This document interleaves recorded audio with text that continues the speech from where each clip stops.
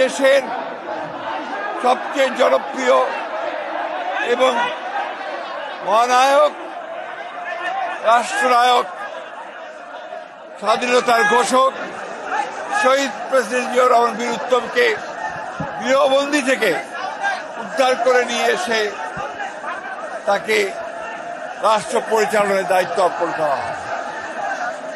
এই দেশটি ছিল বাংলাদেশের অগ্রগতির একটা টার্নিং পয়েন্ট। শহীদ প্রেসিডেন্ট জিয়াউর রহমান একদলীয় ব্যবস্থা থেকে বহুদলীয় গণতন্ত্রে ফেরত দিয়ে আসেন। মাল্টি পার্টি ডিসিপ্লিন ডেমোক্রেসি তিনি চর্চা করেন।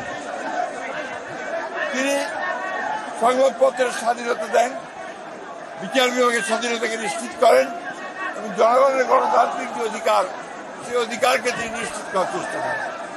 তার পরিচালনার, রাষ্ট্র পরিচালনার মাত্র 4 বছর মধ্যে তিনি বাংলাদেশে একদিকে রাষ্ট্র ব্যবস্থার রাজনৈতিক ব্যবস্থা, অন্যদিকে অর্থনৈতিক ব্যবস্থার আমূল সংস্কার সাধন করেন এবং একদলীয় বাকশাল থেকে তিনি বহুদলীয় গণতন্ত্র নিয়ে আসেন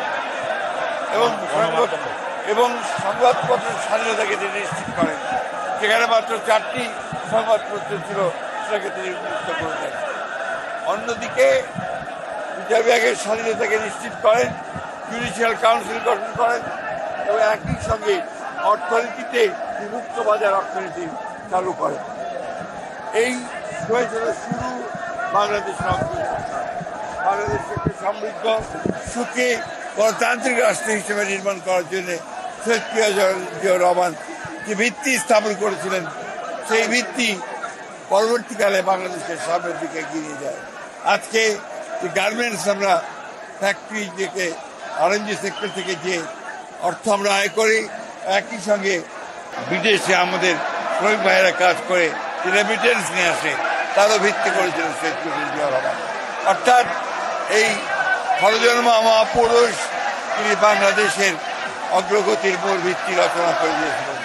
সেই জন্যেই আজকের এই দিনটি শুধু বিএনপি নয়, বাংলাদেশের স্বাধীন চেতা মানুষের কাছে, গণতন্ত্রকামী মানুষের কাছে অত্যন্ত একটা গুরুত্বপূর্ণ দিন।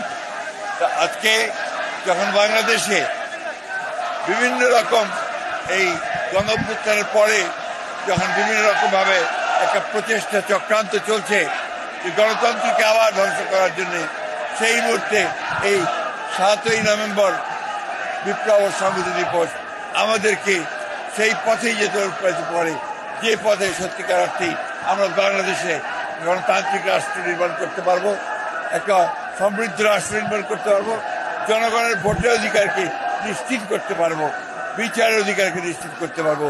সেই লক্ষ্যেই বাংলাদেশ এগিয়ে যাবে, বিএনপি এগিয়ে যাবে, আমরা সেই লক্ষ্যেই কাজ করে যাবো।